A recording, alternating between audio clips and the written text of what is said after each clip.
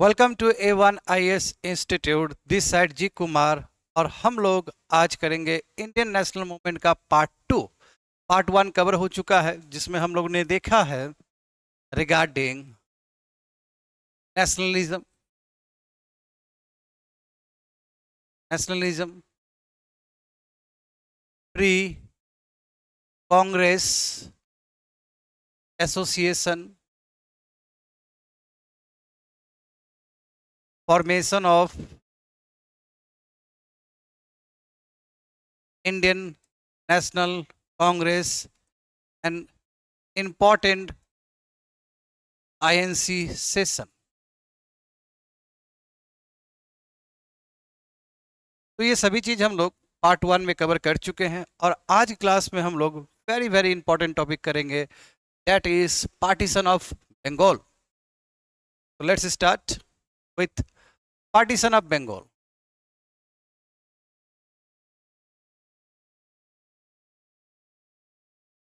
Partition of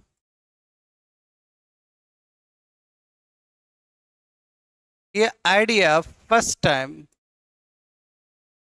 दिया था suggested by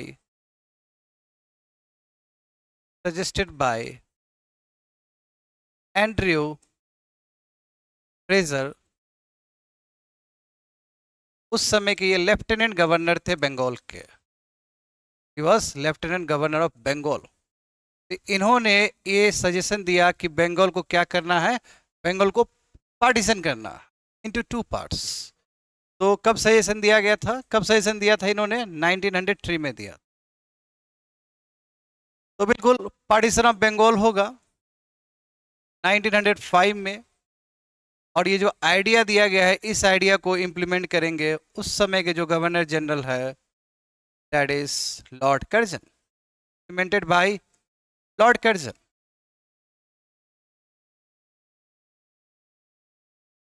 तो लॉर्ड कर्जन ने क्या किया, बंगाल को पार्टीशन किया, 2 भाग में डिवाइड किया। और ये आइडिया देने वाले कौन थे? Andrew Fraser. एंड्रयू फ्रेजर उस समय के लेफ्टिनेंट गवर्नर थे, और इन्होंने आइडिया दिया था 1903 में। हालांकि इस आइडिया पे बाकी लोग भी काफ़ी कुछ बोल चुके, जैसे जो उस समय के जो चीफ कमिश्नर थे आसाम के, उन्होंने भी ये सुझाव दिया था कि बंगाल को पार्टीशन किया जाए ताकि आसाम में एडमिनिस्ट्रेशन करना आसान हो जाए। बट रियल टर्म्स में किसी ने आइडिया दिया, वो है एंड्रयू फ्रेजर, जो कि कौन है? लेफ्टिनेंट गवर्नर है बंगाल को। और इस आइडिया को इम्प्लीमेंट किसने किया? उस समय के जो गवर्नर जनरल है, उस समय के जो वॉइस रॉय है, लॉर्ड कर्जन ने किया। ठीक है। और कब हुआ ये पार्टीशन? 1905 में। कब हुआ? 1905 में। So partition of Bengal, partition of Bengal.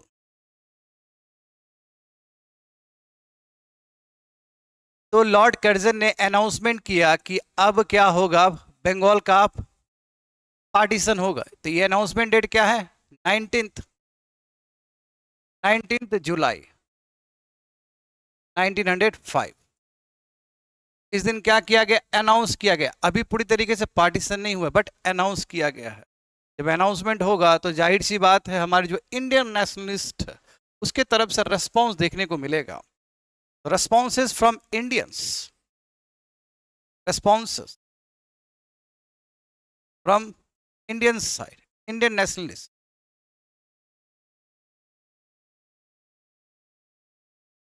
First response, that is anti partition campaign.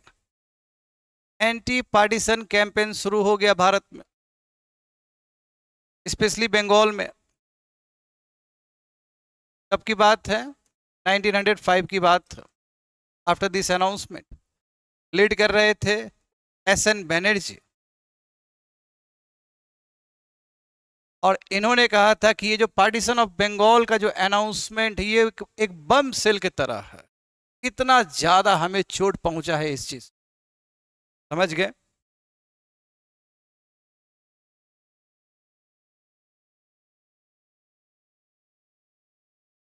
उसके बाद देखते हैं कि एक स्पेशल सेशन किया गया था। स्पेशल सेशन,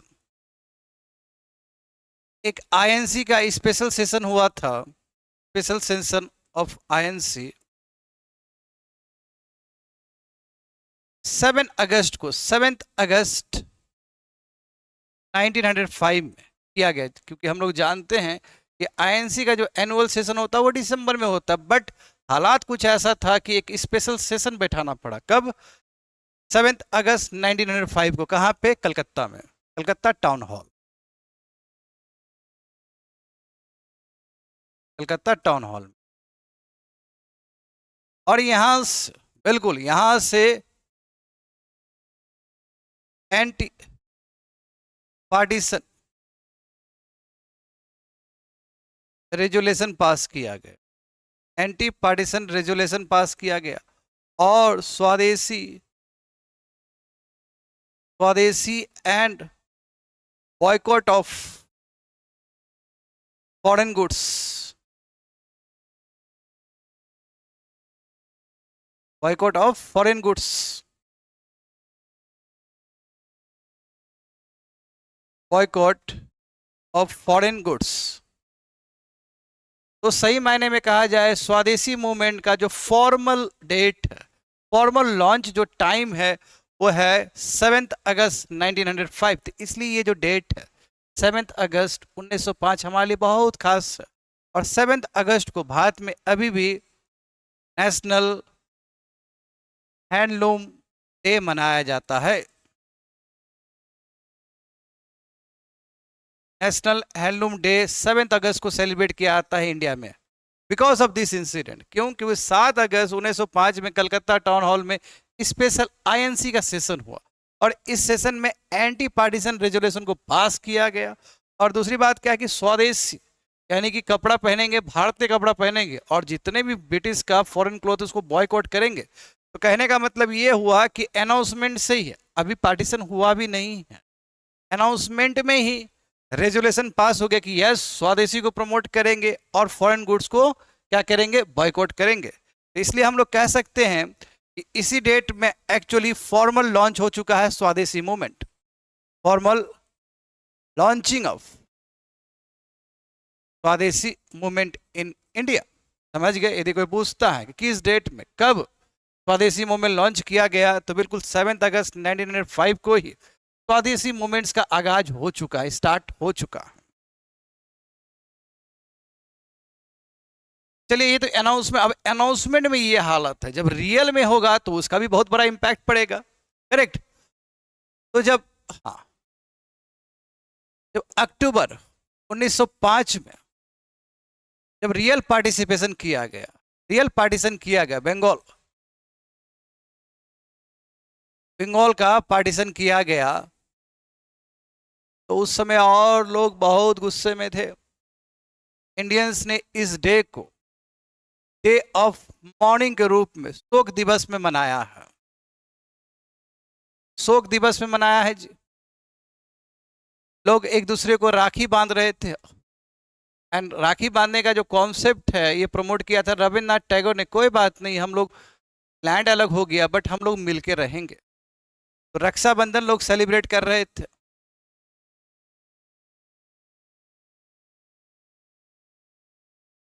लोग फास्टिंग में बैठे हुए थे, लोग गंगा में बाथिंग करने के लिए जा रहे थे, और लोग बहुत ही ज्यादा इमोशनल हो गए थे और वंदे मातरम का गाना गा रहे थे, वंदे मातरम का सॉन्ग को गुनगुना रहे थे।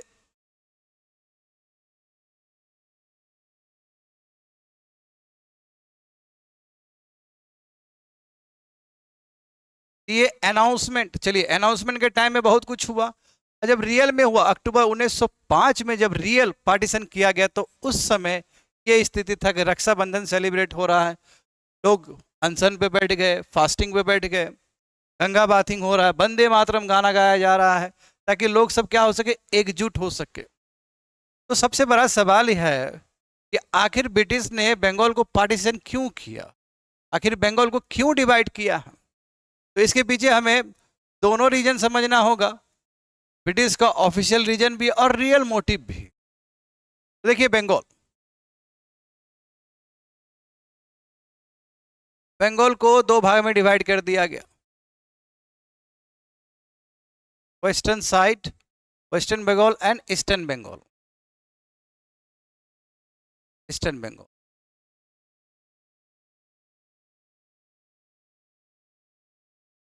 इसमें कहा जाए तो कलकत्ता, बिहार, उड़ीसा, और इसमें जो मेन एरिया है अभी का बांग्लादेश, कह सकते हैं कि यहाँ कैपिटल ढाका, और बांग्लादेश कैपिटल ढाका। और इसमें क्या है, मुस्लिम पॉपुलेशन, मेजोरिटी क्या है, मुस्लिम पॉपुलेशन। तो ब्रिटिश का मोटिव समझ में आ ही गया, अगर हिंदू और मुस्लिम को अलग करना, ताकि दोनों साथ में मिलके काम ना कर सके, ब्रिटिश के अगेंस्ट काम ना कर सके। ये कब हुआ है जी, 1905 में हुआ, अक्टूबर 1905 में।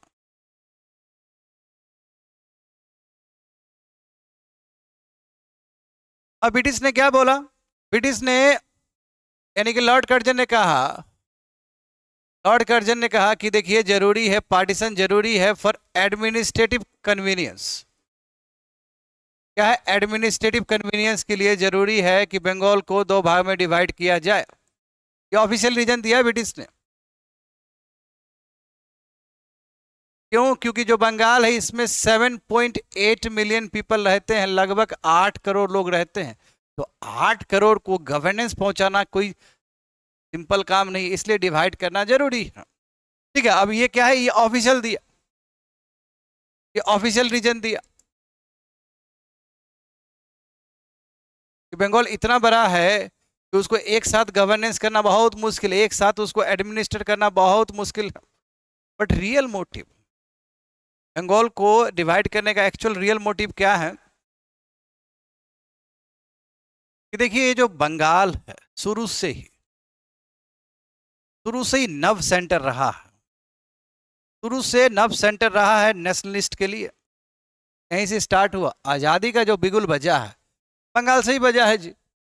तो बंगाल में एक्चुअली वो हिंदू और मुस्लिम को सेपरेट करना चाहते थे, हिंदू और मुस्लिम को सेपरेट करना चाहते थे, रियल मोटिव तो ये है। But at the same time एक हिडन एजेंडा और भी था।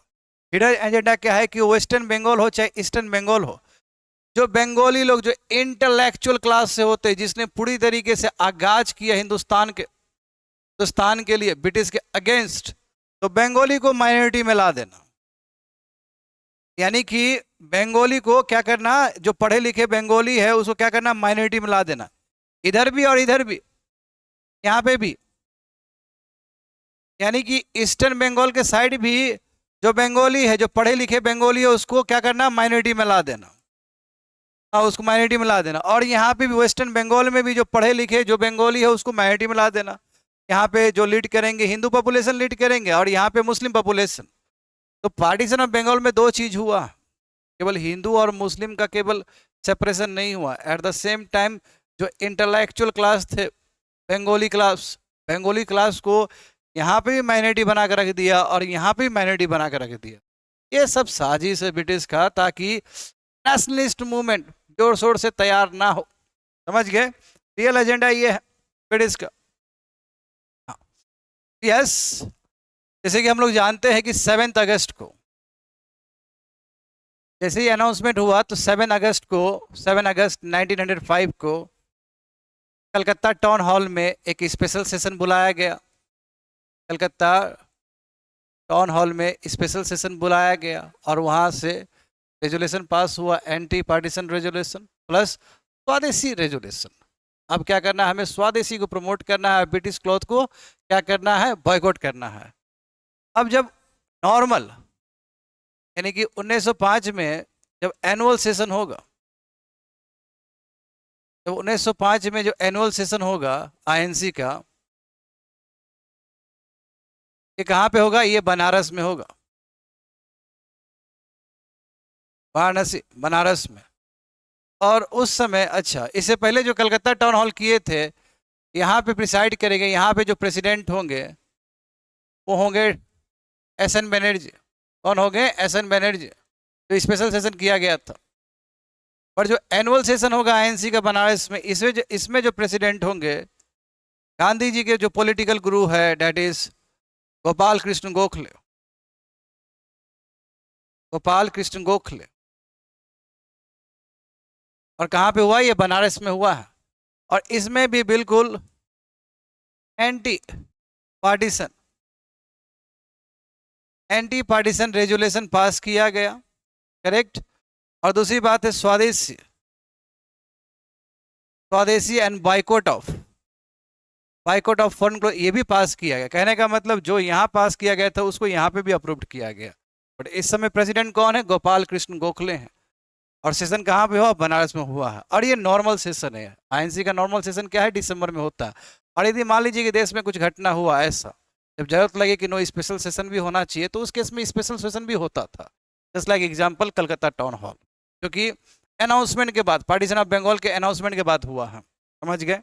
चलिए नेक्स्ट करते हैं हम लोग। तो 1906 का आईएनसी सेशन, 1906 का आईएनसी सेशन।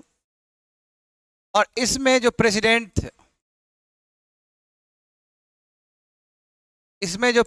थे, वो थे दादा भाई नारोजी।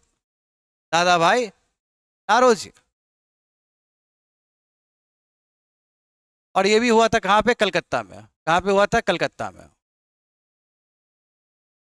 ठीक है। यहाँ पे 4 रेजुलेशन को पास किया गया। देखिए 4 रेजुलेशन को पास किया गया।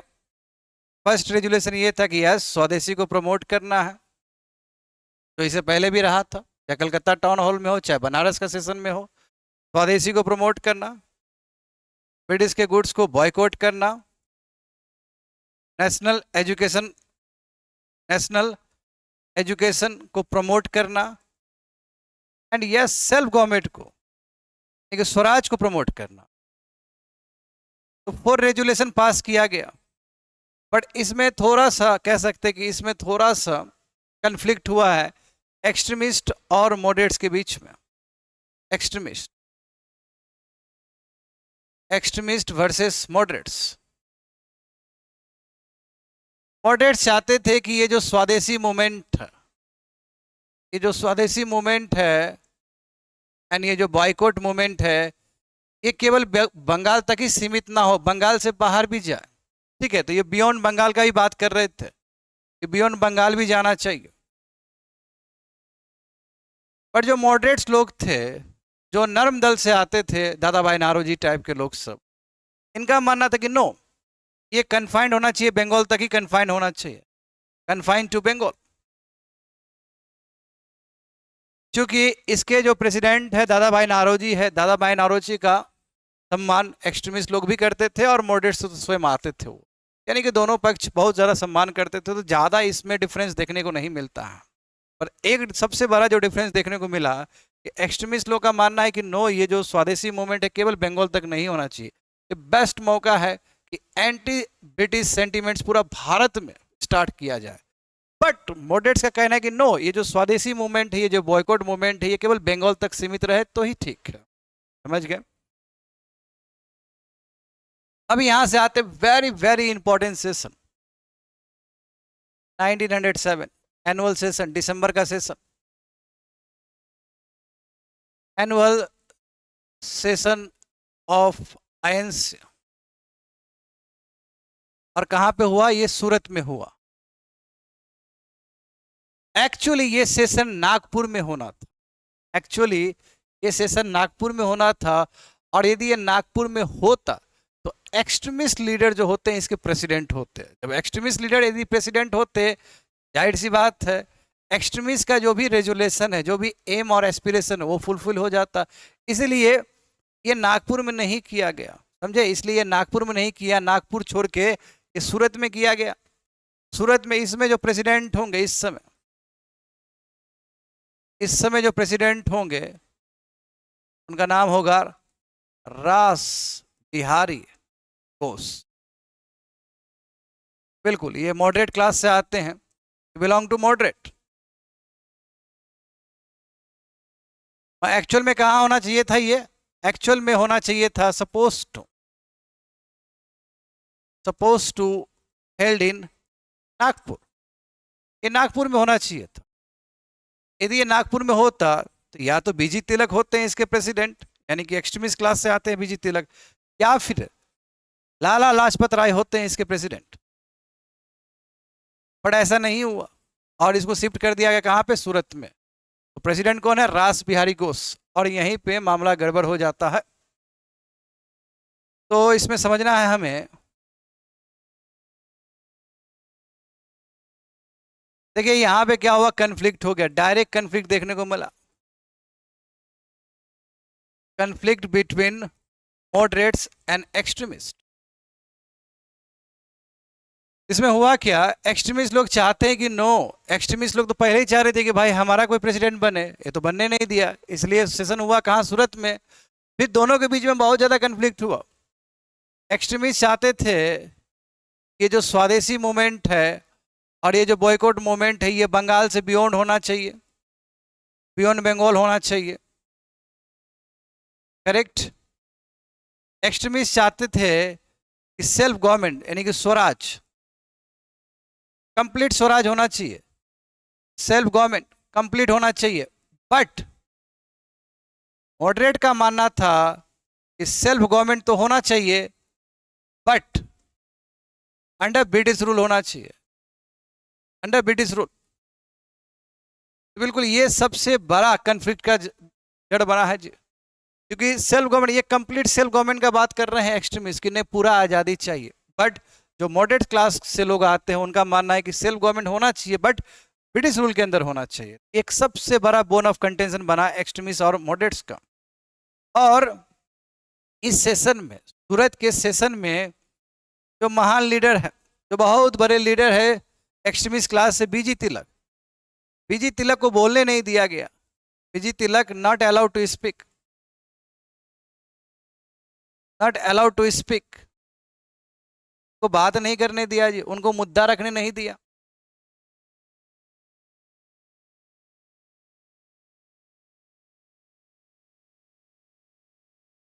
और दोनों तरफ से, यानी कि चाहे मॉडरेट्स हो चाहे एक्सट्रीमिस्ट हो, दोनों तरफ से हार्ड लाइनर,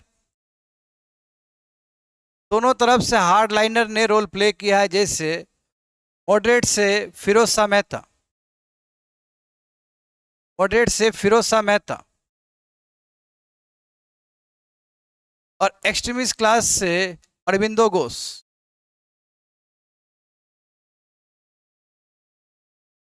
अपने बात को पुरजोर तरीके से रख रहे थे, ना फिरोज शाह मेहता झुकने वाले हैं ना अरविंदो घोष झुकने वाले हैं। मामला इतना गड़बड़ हुआ, इतना गड़बड़ हुआ कि चेयर्स वगैरह से, चेयर वगैरह भी थ्रोन किया गया एक दूसरे। तो ऐसा मंजर था सूरत सेशन। यहाँ से क्लियर मैसेज गया, अब मॉडरेट्स और एक्सट्रीमिस्ट एक प्लेटफॉर्म पे काम नहीं कर। इसलिए जो सूरत सेशन,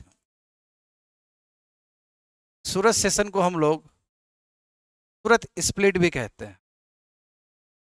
सूरत स्प्लिट इसलिए कहते हैं 1997, यहाँ से एक्सट्रीमिस्ट और मॉडरेट्स अलग हो जाएंगे। और ब्रिटिश यही तो चाहता था, ब्रिटिश चाहता था हिंदू मुस्लिम अलग हो जाए, इसलिए उसने पार्टीशन कर दिया।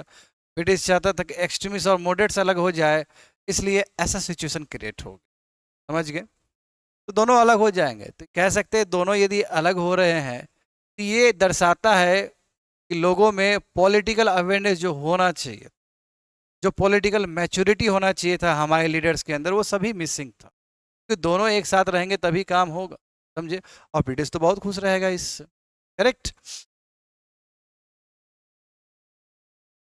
तो बिल्कुल कह सकते हैं यहाँ से दोनों टूट गए और फिर बाद में लखनऊ सेशन में फिर दोनों मिलेंगे, क्योंकि बहुत बाद में हो। तो यहाँ से हमें समझना है स्वदेशी, स्वदेशी मूवमेंट, स्वदेशी movement and boycott movement, boycott of foreign cloth. इसका यदि फॉर्मल बिगिनिंग कहा जाए तो फॉर्मल बिगिनिंग तो स्टार्ट हो गया था 7 अगस्त से ही,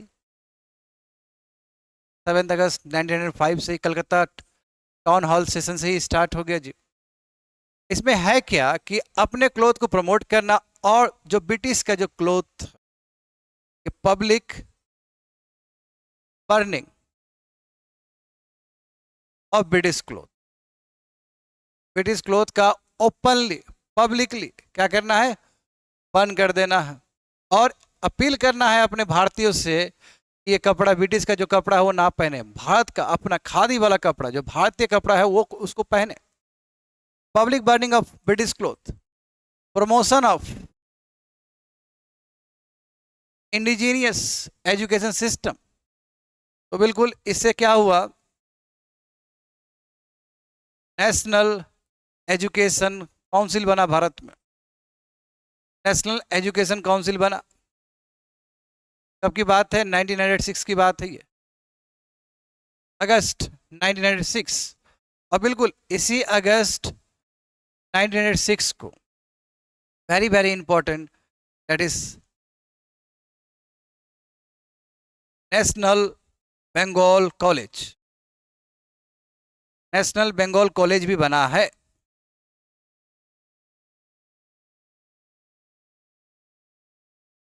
नेशनल बंगाल कॉलेज भी बनाया है, किसने बनाया है, तो organisation Dawn Society, Dawn Society ने बनाया है। डाउन सोसाइटी में जो मेन लीडर थे का नाम है सतीश चंद्र मुखर्जी, सतीश चंद्र मुखर्जी। तो सतीश चंद्र मुखर्जी ने नेशनल बंगाल कॉलेज बनाया है on the lines of Shanti Niketan. और इसके जो प्रिंसिपल रहेंगे, इस कॉलेज के जो प्रिंसिपल होंगे, none other than Aurobindo Ghosh, Aurobindo Ghosh. और उस समय अरविंदो घोष एक प्राइवेट जॉब करते थे बड़ौदा में, बट जैसे ही लगा इनको कि ज़रूरत है मेरा, इसलिए वो नौकरी छोड़ के आ गए और नेशनल बंगाल कॉलेज का प्रिंसिपल बने।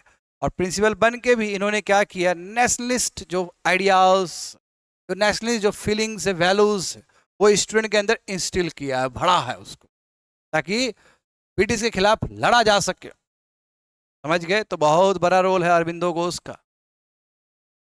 और बिल्कुल अरविंदो घोष रेवोल्यूशनरी एक्टिविटीज में भी शामिल थे ये।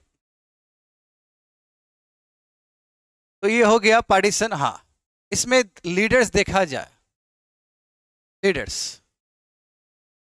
तो देखिए, तो स्वदेशी मूवमेंट हो चाहे बॉयकॉट मूवमेंट हो, स्वदेशी मूवमेंट हो चाहे बॉयकॉट मूवमेंट हो, इनिशियली इसको स्टार्ट करने वाले मॉडरेट्स लोग ही थे। Initially started by moderates, started by moderates, but later carried by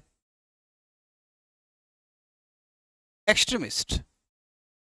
और बाद में किसी ने कैरी किया है तो वो सभी एक्सट्रीमिस्ट लीडर्स सब हैं।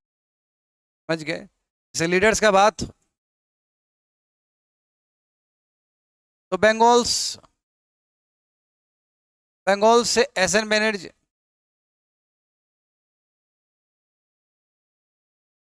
अरविंदो घोष,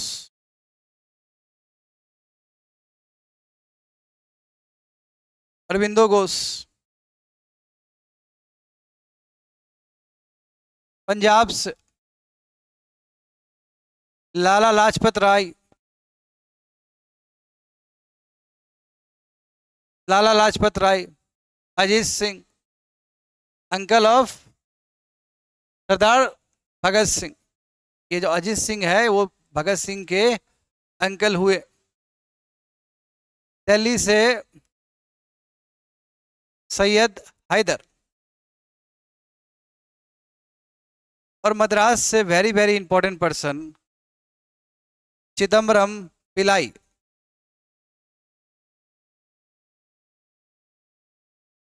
चिदम्बरम पिलाई, चिदम्बरम पिलाई। अब देखिए इनका बहुत बड़ा रोल है, चिदम्बरम पिलाई का बहुत बड़ा रोल है स्वदेशी मूवमेंट में। इन्होंने स्वदेशी को प्रमोट करने के लिए इंडिजीनियस, इंडिजीनियस इंडस्ट्रीज बनाया, मैच फैक्ट्री, माचिस का factory, match factory, soap factory इन्होंने इस्टेब्लिश किया। इन्होंने इनफैक्ट शिप बिल्डिंग इंडस्ट्री भी क्रिएट किया है, शिप बिल्डिंग ये भी क्रिएट किया है। इन्होंने एजुकेशन के पीछे भी काम किया है, also worked in education. Chidambaram Pillai का बहुत ही ज़्यादा इंपॉर्टेंट रोल है स्वदेशी मूवमेंट में, समझ गए। तो ये स्टार्ट तो किया है मॉडरेट्स ने, बट एक्सट्रीमिस्ट ने इसको गति दिया है, समझ गए। तो जहाँ तक सवाल है मूवमेंट का, देखिए ये जो स्वदेशी मूवमेंट है 1905 में स्टार्ट हुआ और अपने पीक पे 1908 तक रहा है, ठीक है। ये स्वदेशी मूवमेंट का पीक टाइम है, स्वदेशी मूवमेंट का पीक टाइम है, पीक पीरियड।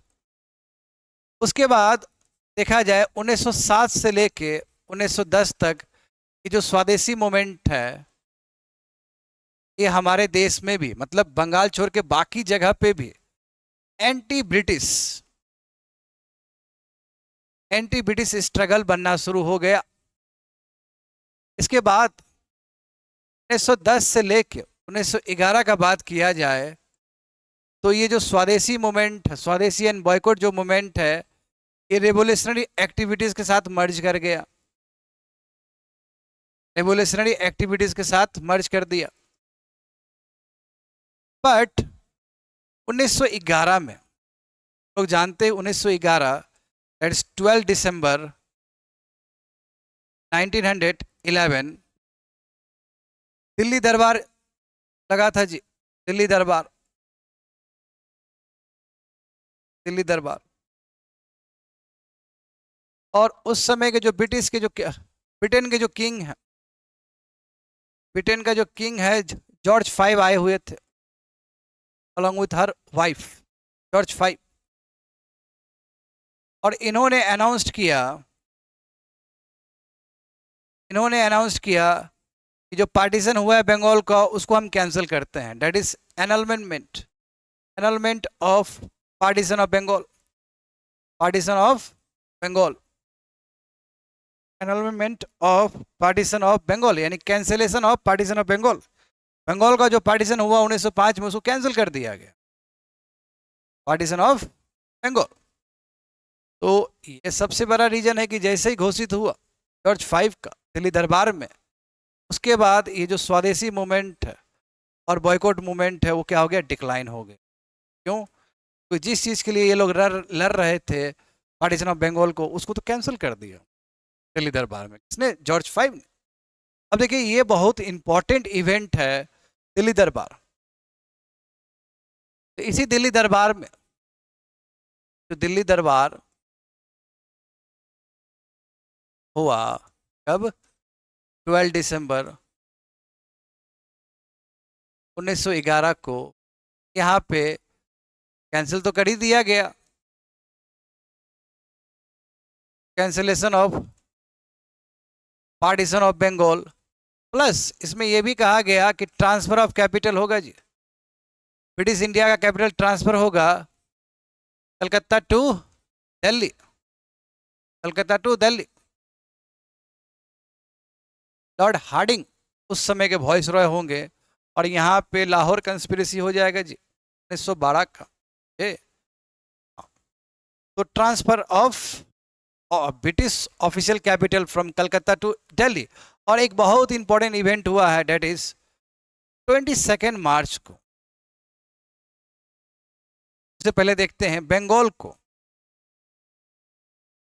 को सेपरेट प्रोविंस बना दिया गया, बंगाल को एक सेपरेट प्रोविंस बना दिया गया। और बंगाल से अलग 22 मार्च को बंगाल से अलग कर दिया गया बिहार और उड़ीसा को, बिहार प्लस उड़ीसा। और इसका जो कैपिटल होगा वो होगा पटना। और जो बंगाल को अलग कर दिया गया है इसका कैपिटल जो होगा वो होगा कलकत्ता।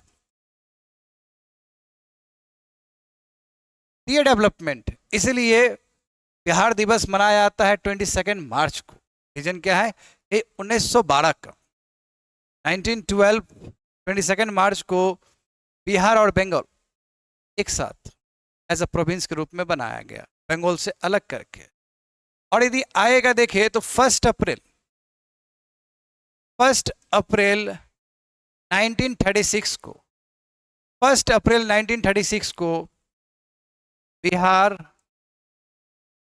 एंड ओडिशा, दोनों को सेपरेट कर दिया, दोनों को सेपरेट कर दिया और बिहार एज अ स्टेट बनाया गया।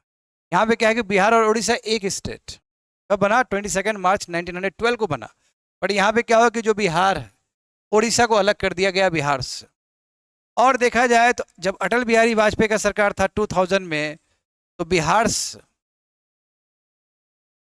झारखंड को अलग कर दिया, बिहार से झारखंड को अलग कर दिया। इसलिए जो बिहार दिवस है 22 मार्च को सेलिब्रेट किया जाता है बिकॉज ऑफ दिस रीजन। और बिहार और उड़ीसा एक स्टेट बना है कब, इसी पीरियड में 22 मार्च को। बट उड़ीसा से बिहार कब अलग हुआ, यानी कि उड़ीसा कब अलग हुआ बिहार से, 1 अप्रैल 1936 को। फिर झारखंड कब अलग हुआ बिहार से, 2000 में, जब अटल बिहारी वाजपेयी का सरकार था। समझ गए। तो यहाँ हमें समझना होगा कि चलिए स्वदेशी मूवमेंट चला, अच्छा रहा, बहुत सुंदर इसने रिस्पॉन्स किया। इसमें पार्टिसिपेंट्स लोग जो बढ़ चढ़ के हिस्सा लिए थे वो थे स्टूडेंट्स। स्टूडेंट ने बढ़ चढ़ के हिस्सा लिया इसमें, मोस्टली पार्टिसिपेटेड, सबसे अधिक पार्टिसिपेशन था तो स्टूडेंट का था। उसके बाद वर्कर ने भी पार्टिसिपेट किया जी, वर्कर्स ने स्ट्राइक्स किए। अर्बन मिडिल क्लास ने भी पार्टिसिपेट किया, अर्बन मिडिल क्लास ने भी पार्टिसिपेट किया। पर जो मुस्लिम का पार्टिसिपेशन था बहुत कम था इसमें। यानी कि जो स्वदेशी मूवमेंट हुआ against the partition of Bengal, तो उसमें मुस्लिम का जो पार्टिसिपेशन था बहुत ही फ्यू था। इसमें मौलाना अबुल कलाम आज़ाद, ठीक है, उनका पार्टिसिपेशन था। सबसे बड़ा सवाल ये है कि 1857 में हिंदू मुस्लिम तो एक साथ लड़े थे, बट ऐसा क्या हुआ कि यहाँ पे मुस्लिम का पार्टिसिपेशन कम हुआ। इसके पीछे रीजन है ब्रिटिश का। ब्रिटिश का रीजन है divide and rule policy, vote डालो राज करो। क्या किया था ब्रिटिश ने, इनफैक्ट ब्रिटिश ने जब मुस्लिम डिप्यूटेशन, जब मुस्लिम लोग आए थे मिलने के लिए, यानी कि मुस्लिम लोग आए कहाँ, मुस्लिम लीडर्स लोग आए थे मिलने के लिए शिमला में, इसलिए इस इवेंट को शिमला डिप्यूटेशन भी कहा जाता है। क्या कहा जाता है, शिमला डिप्यूटेशन। कब की बात है जी, 1906 की बात। उस समय जो वॉइस रॉय थे, गवर्नर जनरल थे, वो कौन थे, मिंटो, लॉर्ड मिंटो। तो लॉर्ड मिंटो तो चाहता था कि मुस्लिम अलग हो जाए हिंदू से, ताकि डिवाइड एंड रूल पॉलिसी किया जा सके। तो मिंटो बिल्कुल बोला कि ठीक है, all India Muslim league, all India Muslim league का फॉर्मेशन हो गया। ऑल इंडिया मुस्लिम लीग का फॉर्मेशन हो गया यहाँ पर। कब की बात है, 1906 की बात है जी। इसके जो लीडर्स होंगे वो होंगे नवाब सलीम उल्ला खान ऑफ ढाका। ऑल इंडिया मुस्लिम लीग कहाँ पे बनेगा, ढाका में बनेगा जी। कहाँ पे, ढाका। ये ढाका के क्या थे, नवाब थे सलीमुल्लाह खान। और जो फर्स्ट प्रेसिडेंट बनेंगे ऑल इंडिया मुस्लिम लीग का, उनका नाम होगा आगा खान। आगा पैलेस जानते होंगे आप लोग, आगा खान, जहाँ पे गांधी जी को भी रखा गया था। आगा खान फर्स्ट प्रेसिडेंट बने। और एक इंपॉर्टेंट मेंबर थे मोहसिन उल मुल्क। ये तीनों की अगुवाई में ऑल इंडिया मुस्लिम लीग बना है 1906 में। इतना ही नहीं, इतना ही मन नहीं भरा जी। मिंटो ने इनफैक्ट क्या किया, एक ब्रांच लंदन में भी बना दिया। यानी कि ऑल इंडिया मुस्लिम लीग का एक सेपरेट ब्रांच लंदन में बनाया। लंदन में कहा कि बना लो अंडर अमीर अली। अमीर अली ने क्या किया, ऑल इंडिया मुस्लिम लीग का एक ब्रांच लंदन में भी बनाया है। समझ गए। तो बिल्कुल ये जो भी ऑल इंडिया मुस्लिम लीग बना है सब ब्रिटिश का चाल है, ब्रिटिश का डिवाइड एंड रूल पॉलिसी का हिस्सा है वो। इससे पहले देखिए मॉडरेट्स और एक्सट्रीमिस्ट को अलग किया कि नहीं किया ब्रिटिश ने। देखिए British divide and rule policy तो खेल ही रहा है, इसी का यदि एक्सटेंशन किया जाए तो कैरेट एंड स्टिक पॉलिसी, ये भी ब्रिटिश का डिवाइड एंड रूल पॉलिसी का ही हिस्सा। स्टिक पॉलिसी, कैरेट दिया यानी गाजर दिया किसको, मॉडरेट्स को, तो रिफॉर्म्स करो। हाँ, यदि 1892 का हम लोग देखेंगे Indian council act, Indian council act हो या फिर 1909 का मॉडल मिंटो रिफॉर्म्स हो, तो ब्रिटिश ने बिल्कुल कैरेट के रूप में ब्रिटिश को मॉडरेट्स को यूज किया, समझे। मॉडल मिंटो रिफॉर्म्स इसको बोलते हैं इंडियन काउंसिल एक्ट 1909। पर जहां तक सवाल है स्टिक का, तो बिल्कुल एक्सट्रीमिस्ट के ऊपर काफी हावी, काफी सप्रेस कर रहे थे। ये भी रीजन रहा कि जिसकी वजह से स्वदेशी मूवमेंट ज्यादा लंबा नहीं चल पाया।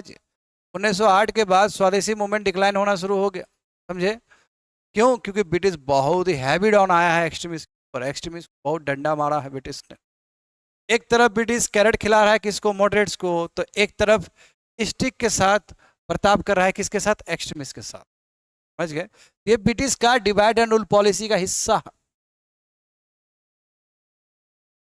अब देखिए बिल्कुल, तो मॉडरेट्स और एक्सट्रीमिस्ट दोनों नहीं समझ पाए, और क्या हुआ इसकी वजह से, सूरत स्प्लिट, दोनों अलग हो गए। जब दोनों अलग हो जाएंगे जाहिर सी बात है पूरा एक जो गति होना चाहिए था एंटी ब्रिटिश सेंटिमेंट्स के लिए, वो गति रुक जाएगा, समझ गए। तो ये फेलियर है, हमारे आईएनसी लीडर्स का फेलियर है। यदि हम लोग बात करें एक्सट्रीमिस्ट लीडर्स का, एग्जाम्पल देख सकते हैं बीजी तिलक, करेक्ट। बीजी तिलक को तो कहा जाता है father of Indian unrest by Valentine Chirol. Valentine Chirol जो बहुत ही इंपॉर्टेंट व्यक्ति रहे थे, जिनका केस लड़ने के लिए स्वयं बीजी तिलक लंदन भी गए थे। उन्होंने कहा था कि जो बीजी तिलक है वो क्या है, फादर ऑफ इंडियन अनरेस्ट है। और उन्होंने इंडियन होम रूल लीग भी बनाया था 1916 में, जब वो मलाया जेल से लौटे थे, करेक्ट। उनको 6 साल का जेल हुआ था। और उनका जो मराठा केसरी बहुत ही फेमस, और उससे पहले उन्होंने गणपति फेस्टिवल भी स्टार्ट किया, शिवाजी फेस्टिवल भी स्टार्ट किया, फर्गूसन कॉलेज के फाउंडर रहे हैं, डेक्कन एजुकेशन सोसाइटी के भी फाउंडर रहे हैं। तो बहुत काम किया है बीजी तिलक ने। ऑन सिमिलर लाइन लाला लाजपत राय, उनका भी बहुत इंपॉर्टेंट रोल है हमारे मोमेंट में, से वो स्वयं लीडर थे आर्य कॉलेज के, करेक्ट। आर्य कॉलेज सोसाइटी के वो लीडर थे, पंजाब केसरी, ठीक है। उन्होंने एक बहुत सुंदर किताब लिखा था अनहैप्पी इंडिया, और उनका एक बहुत सुंदर, ठीक है। और बिल्कुल ऑल इंडिया ट्रेड यूनियन का जो कि 1924 में बना था, करेक्ट, उनके भी प्रेसिडेंट रहे हैं, समझ गए।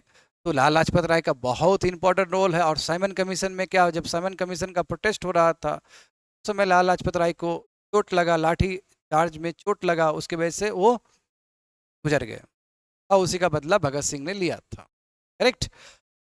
तो उसके बाद देखेंगे अरबिंदो घोष। अरबिंदो घोष भी बहुत इंपॉर्टेंट शख्सियत है, करेक्ट। उन्होंने भी बहुत न्यू लैम्प्स फॉर ओल्ड, पिछले क्लास में हम लोग चर्चा कर चुके हैं। ये उन्होंने आर्टिकल्स लिखा था मॉडरेट्स को दिया दिखाने के लिए, और रेवोल्यूशनरी एक्टिविटीज़ में भी इन्वॉल्व थे। अलीपुर बम कंस्पिरेसी हुआ था तो वहाँ पे भी इन्वॉल्वमेंट था, हम लोग पहले क्लास में डिस्कस कर चुके हैं ये सभी चीज़। तो जितने भी एक्सट्रीमिस्ट लीडर रहे हैं सब ने बखूबी ढंग से काम। यस, तिलक ने क्या कहा था, swaraj is my birthright and I shall have it.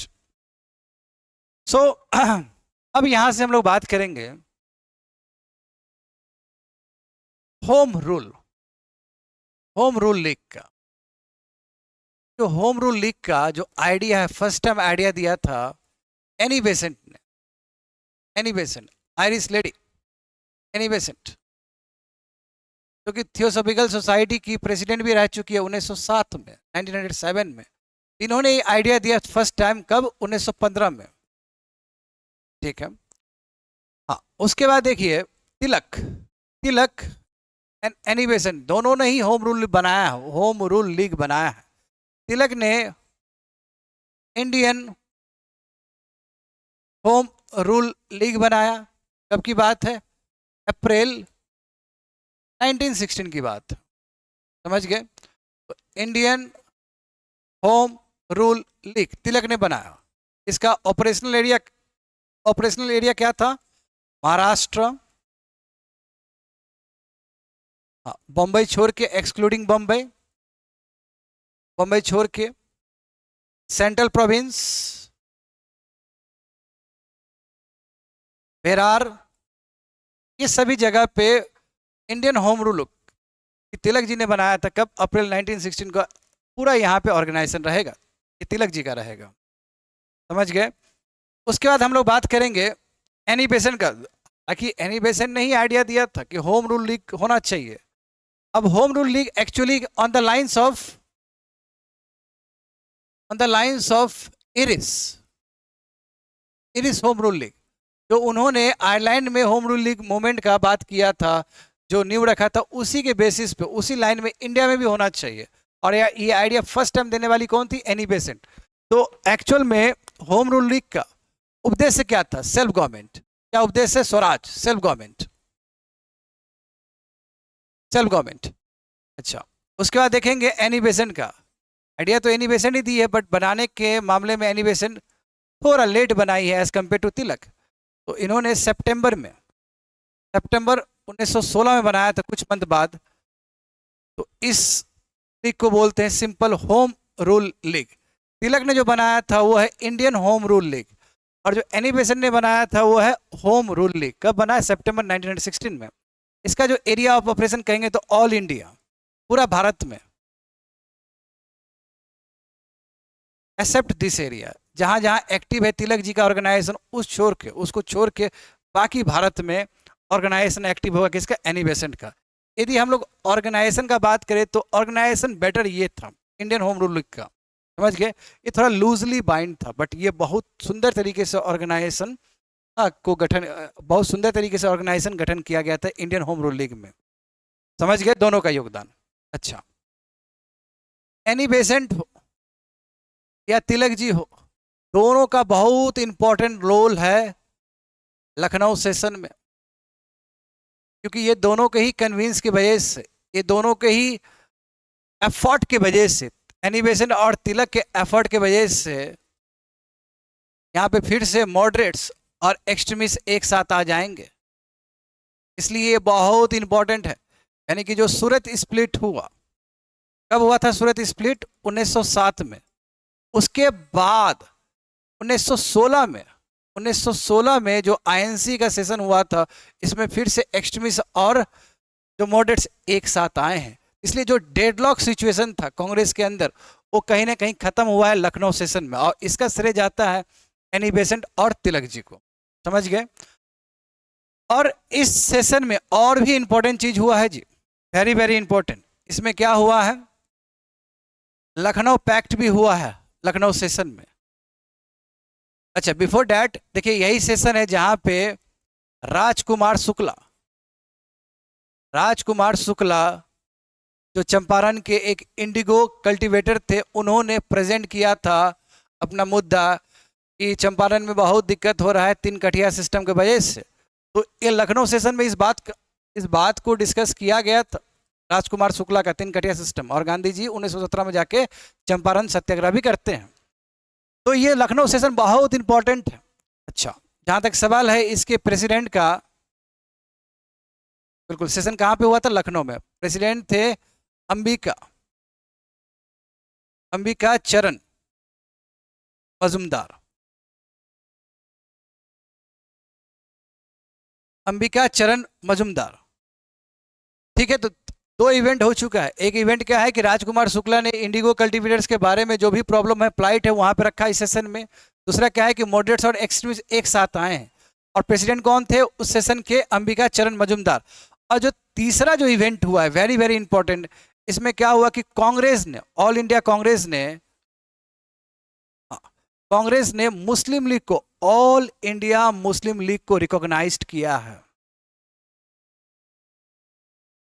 और इस हिसाब से कहा जाए तो ऑल इंडिया मुस्लिम लीग का क्या मांग था? सेपरेट इलेक्टोरेट का। क्या था जी? सेपरेट इलेक्टोरेट का।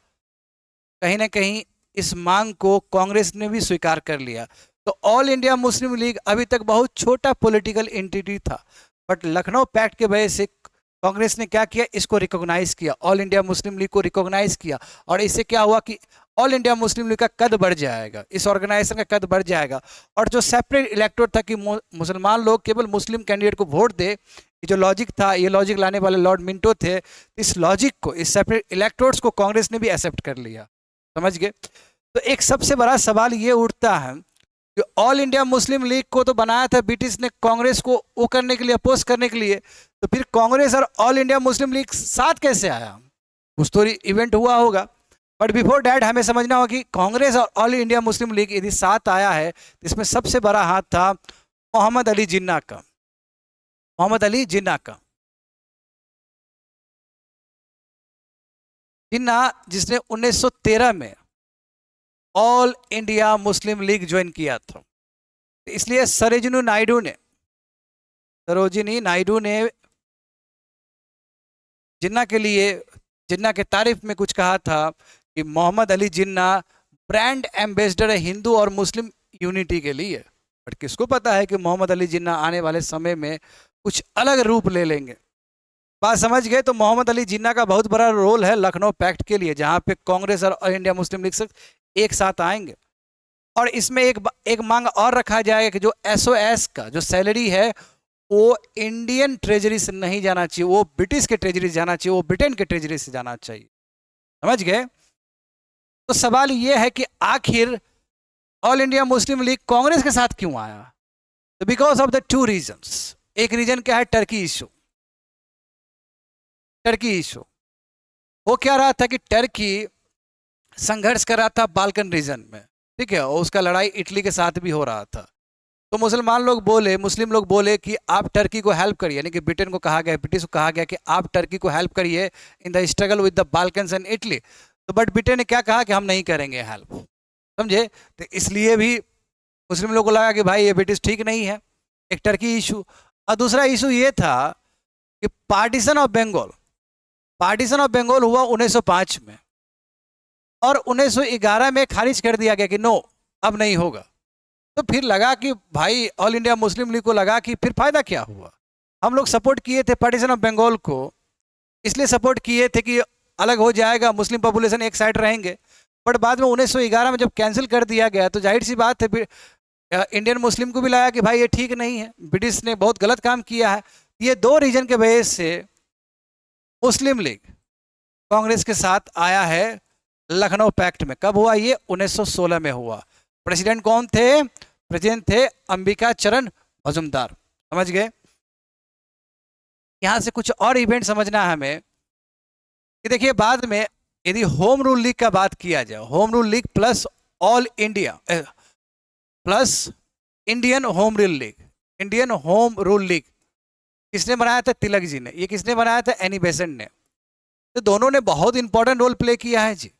एक जो पॉलिटिकल जो वैक्यूम क्रिएट हुआ इंडिया में, एक जो पॉलिटिकल वैक्यूम जो क्रिएट हुआ था इंडिया में सिंस 1911, उस वैक्यूम को कहीं ना कहीं फिल किया, उस वैक्यूम को फिल किया। और दोनों ने पुरजोर तरीके से सेल्फ गवर्नमेंट का बात उठाया है जी, स्वराज मिलना चाहिए। तो इस चीज के लिए तो क्रेडिट जाता है सेल्फ गवर्नमेंट। बट बाद में क्या हुआ कि दोनों ही मूवमेंट जो है कमजोर पड़ गया, क्योंकि बीजी तिलक भी वैलेंटाइन चिरोल का केस लड़ने के लिए लंदन चले गए थे, और एनी बेसेंट भी गिरफ्तार किया गया एनी बेसेंट को। फिर कांग्रेस में आ गई, कांग्रेस का प्रेसिडेंट बनी 1917 में। इस हिसाब से होम रूल लीग और इंडियन होम रूल ये कमजोर पड़ गए, और बाद में दोनों को ज्वाइन करके all India home rule league बनाया गया। समझ गए? इसी को मर्ज करके all India home rule league बनाया गया। और 1920 में इसके जो प्रेसिडेंट बने थे वो स्वयं गांधी जी थे, गांधी जी। बाद में इसी लीग का नाम रख दिया गया स्वराज सभा। और स्वराज सभा बहुत जल्दी ही मर्ज हो गया आईएनसी में। तो एग्जिस्टेंस खत्म, ऑल इंडिया होम रूल का एग्जिस्टेंस खत्म हो गया जी। और वो फाइनली आईएनसी में मर्ज कर गया। और जब नॉन कोऑपरेशन एनसीएम मूवमेंट होगा तो ये वाले लीडर्स भी उसमें आईएनसी में ही वर्क करेंगे। बट ये हमें पता होना चाहिए कि all India home rule league के जो प्रेसिडेंट थे 1920 में वो गांधी जी थे, और यही जो लीग है इसी का नाम चेंज होकर स्वराज सभा बना है। समझ गए? ये सब डेवलपमेंट हुआ, इंपॉर्टेंट डेवलपमेंट हुआ है होम रूल लीग के साथ। समझ गए? यस। तो we have covered lot of things in this class. तो कुछ क्वेश्चंस देख लेते हैं। यहाँ पे देखते हैं,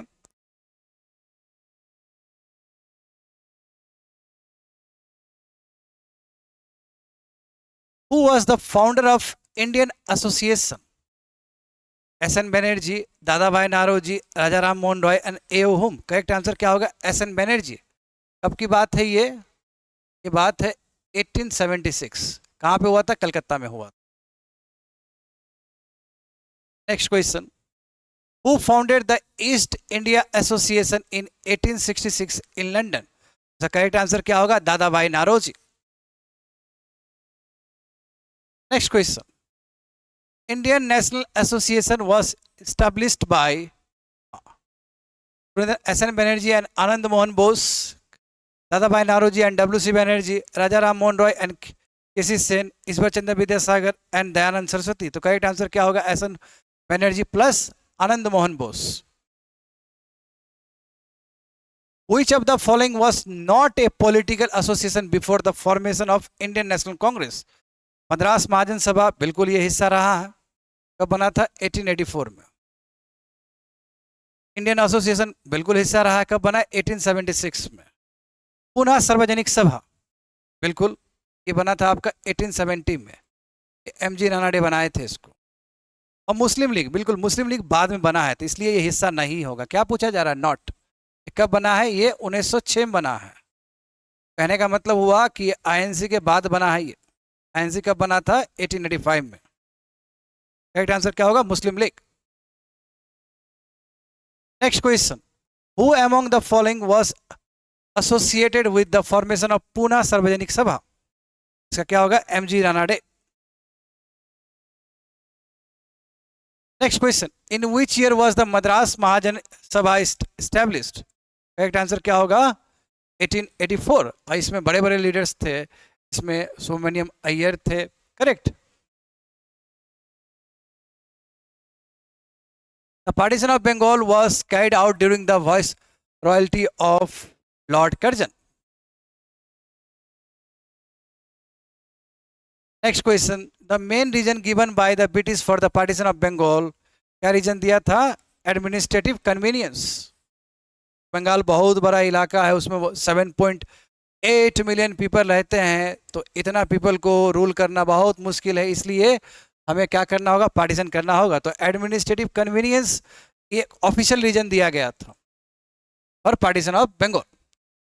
next question, swadeshi movement started in response to partition of Bengal. Next question, the swadeshi movement was formally launch from Poona, Calcutta town hall, Bombay and Delhi. Correct answer क्या होगा? Calcutta town hall. कब की बात है ये जी? 7 अगस्त 1905। Next question, when did the partition of Bengal came into effect? कब आया जी? कब आया? अक्टूबर 1905। Next question, which nationalist leader gave a strong call for boycott and swadeshi after the Bengal partition? Gopal Krishna Gokhale, Dadabhai Naoroji, B G Tilak and Bipin Chandra. तो किसने दिया था स्ट्रॉन्ग कॉल? किसने दिया था? यस, बिपिन चंद्र को पॉल, जिनको फादर ऑफ रेवोल्यूशनरी थॉट भी कहा जाता है। इनको फादर ऑफ रेवोल्यूशनरी थॉट भी कहा जाता है। इनका वीकली पब्लिकेशन आता था परिदर्शक। परिदर्शक। तो इन्होंने स्ट्रांगली अपोज किया था, बिपिन चंद्र पाल ने। Next question, the swadeshi movement was most active in? जाहिर सी बात है Bengal. Next question, who was the president of first session of INC Congress? क्या होगा इसका आंसर? W C Banerjee. और कहाँ पे हुआ था ये? बॉम्बे में हुआ था जी, बॉम्बे में। Which session of the Indian National Congress is known for the moderate extremist split? तो कहाँ? सूरत में हुआ था, सूरत सेशन। इसमें रास बिहारी अरे घोष क्या थे, प्रेसिडेंट थे। Next question, who was the viceroy of India at the time of formation of Indian national Congress in 1885? Lord Dufferin. Next question, the first session of INC was held at Bombay. Next question, who is known as the father of Indian national Congress? Correct क्या होगा answer? A O Hume, क्योंकि इन्होंने बनाया था। Next question, in which session of the Indian national Congress was the goal of Swaraj first declare? तो goal of Swaraj सबसे पहले कहां पे डिक्लेयर किया गया था? पहले डिक्लेयर किया गया था आपका कलकत्ता सेशन में, Calcutta session of 1906।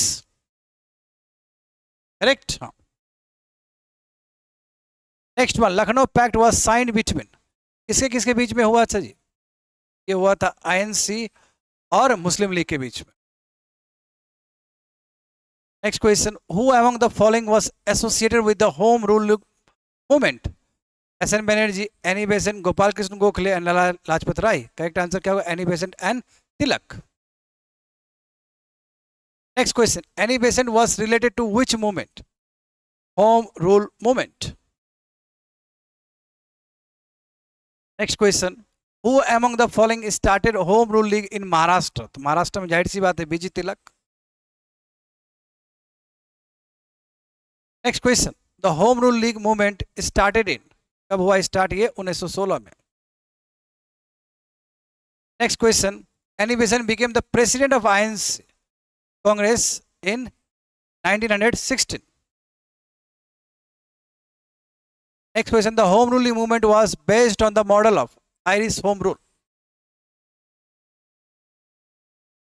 Next question, which session of the Indian national movement, English INC, witnessed the unity between the moderate and extremist? कब हुआ था जी? ये हुआ कलकत्ता लखनऊ सेशन में, नॉट कलकत्ता, लखनऊ सेशन में। और इसमें कौन थे प्रेसिडेंट? इसमें थे Ambika Charan Majumdar. Who presided over the Lucknow session? बिल्कुल वही सवाल पूछ लिया गया, Ambika Charan Majumdar. Next question, in which session of the INC was the demand for swaraj first adopted? कब एडॉप्ट किया गया जी? बिल्कुल ये रिपीट हुआ है question, Calcutta session of 1906। Who was the president of INC session at Surat in 1907 where the split took place? Ras Bihari Bose. Next question, in which session of the Indian National Congress was the demand for boycott and Swadeshi adopted? Banaras session, correct, Calcutta session, Surat session और Lucknow session. Correct answer क्या होगा? Banaras session. Banaras session में ये boycott और स्वदेशी को adopt किया गया था। The last question of today's session, who gave the slogan Swaraj is my birthright and I shall have it? Correct answer क्या होगा? बीजी तिलक। Yes, I have completed the session. Session कैसा लगा आपको? Any feedback देना है तो आप कमेंट बॉक्स में दे सकते हैं। Thank you so much.